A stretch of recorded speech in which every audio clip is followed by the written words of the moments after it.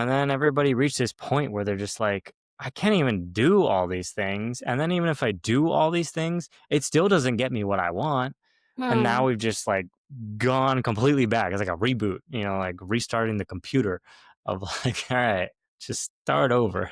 Is that kind of how it seems to you? Well, from a career coach perspective, I think the great resignation and like COVID really shifted everything for a lot of people. Cause you're right. I feel like in the 2010s to 2020, really, everything kind of felt like, oh, this is just how it is. We are taught to work hard and you hustle. And I think hustle culture was really big back then.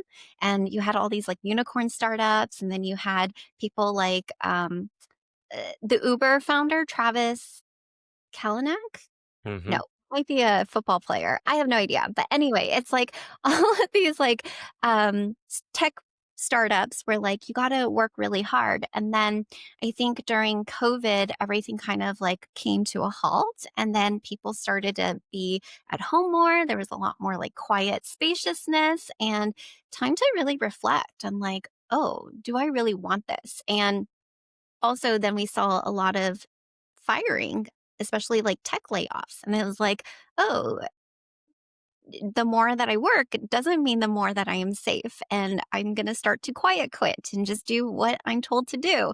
And so I think it's a lot of that. But I feel like definitely with the rise of social media, there's so many more advocates talking. So like people are actually speaking up and using their platforms to share a new perspective.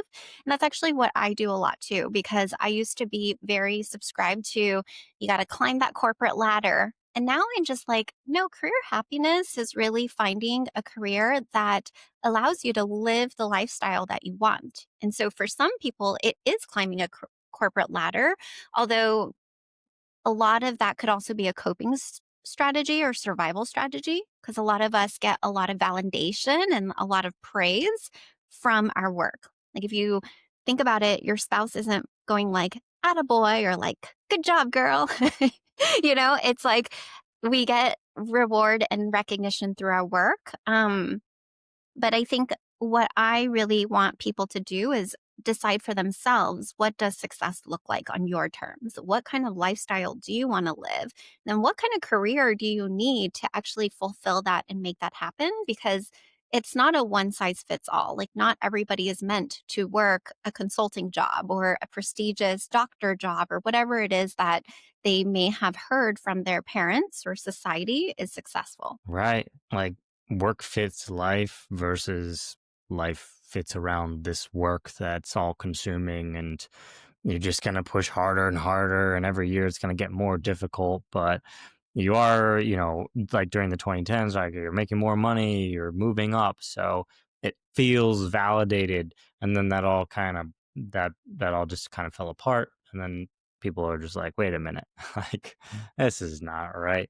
Is that kind of the topical stuff or the messaging that is really resonating with people on social media today? Like, as you're out there talking and, talking about these things on your social channels, are people responding a lot when you're talking about, a career that really benefits your life? Definitely. I've had a lot of people just say, wow, like, thank you for giving me permission because I don't have aspirations to make my career everything or to climb a ladder, so to speak.